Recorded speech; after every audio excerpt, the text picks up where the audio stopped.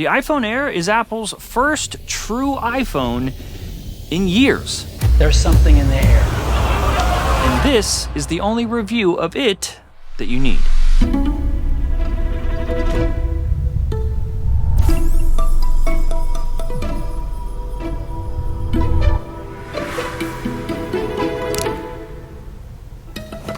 I'm just gonna go ahead and spoil this video for you right now.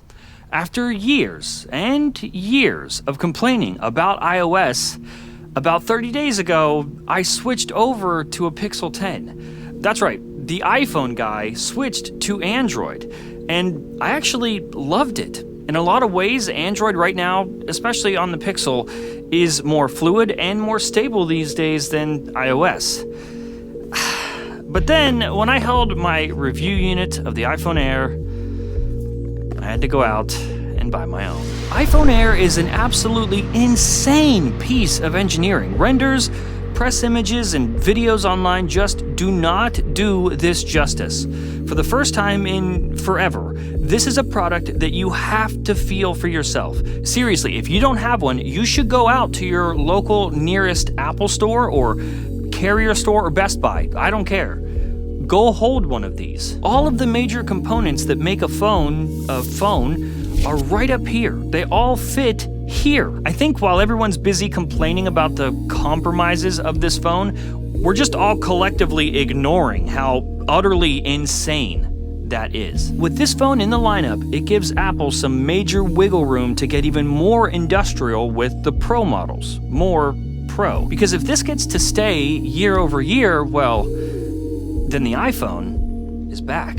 This doesn't look industrial. It looks like luxury. It feels like luxury. This is the first iPhone since the iPhone X. It's an incredible return to form, a reminder that Apple still has some gas in the tank. Talking about specs at this stage in technology is kind of pointless, especially for iPhones. They all are super fast. They open up TikTok super fast, they take pictures super fast, they answer emails, text messages, phone calls, they all do phone stuff and they do it fast and well. What matters more than anything now is the experience, how it feels to use the phone.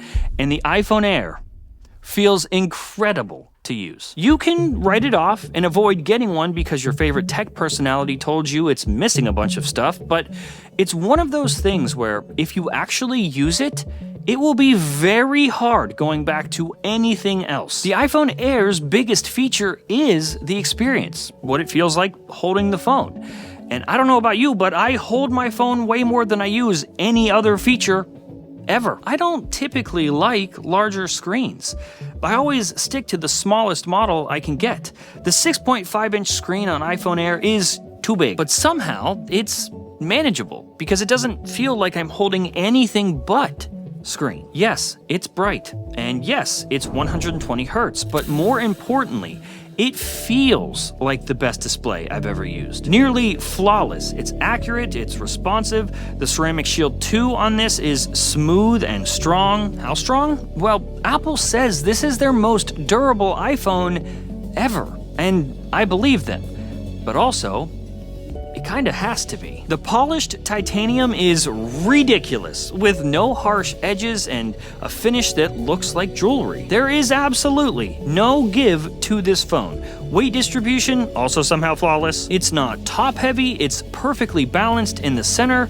Regardless of how thin and light it is, it feels like the most durable iPhone I've ever owned. Some of you might not like how I word this, but phones have replaced computers for most people. This is a computer, a powerful computer, and it's the computer that you use the most. But the iPhone Air is a computer that feels like a phone again. Putting a case on this is a war crime. It's the one universal thing that everyone does with every phone, but with this one, it feels wrong. With a case on, the phone is absolutely still thin and light, but it loses the magic a bit. And that's why this video is not sponsored by a case company. Hang on, we have lots more to talk about. Just give me a sec.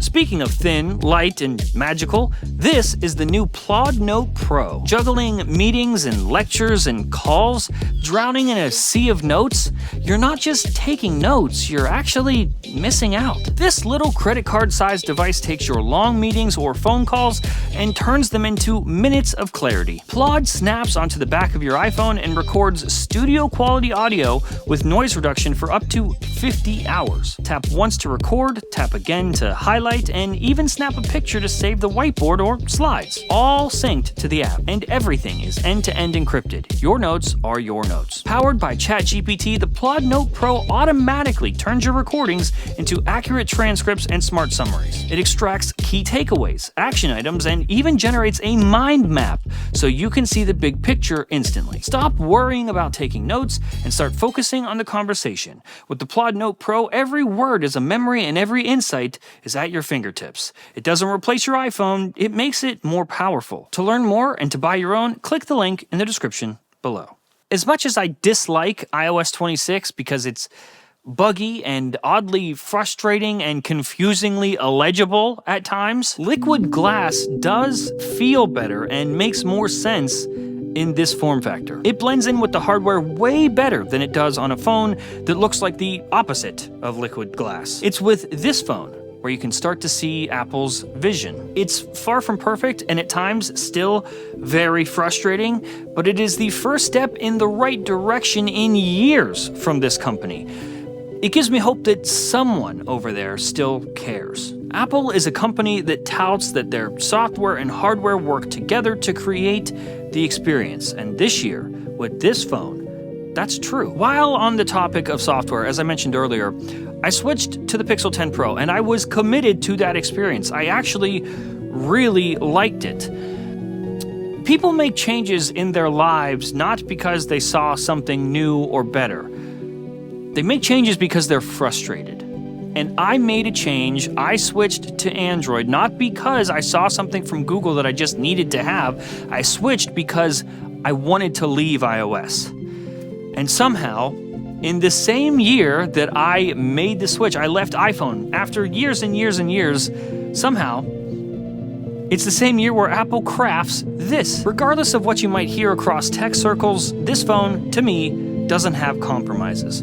Just because a cheese pizza doesn't have pepperoni doesn't mean it's compromised. It's a different pizza. Battery life is actually on par with what I'm used to. Some days I'm cruising into bed without having to top off at all, and some days, towards the end of the day, I gotta plop it on a charger. But that's how it's been with every iPhone I have owned for the last decade. I'm usually sitting next to a wireless charger or charging while I'm driving anyway. No stress tests here, no benchmarks. All you need to know is I'm a normal person, just like you, and I use my phone like a normal person. And this phone lasts longer than it has any business lasting. Look at it. I don't ever find myself feeling anxious about the battery with iPhone Air. Speaker, yes, there's only one, and it's up here. Nothing on the bottom, just this single earpiece speaker is what you'll hear everything out of. Is it the best phone speaker I've ever heard?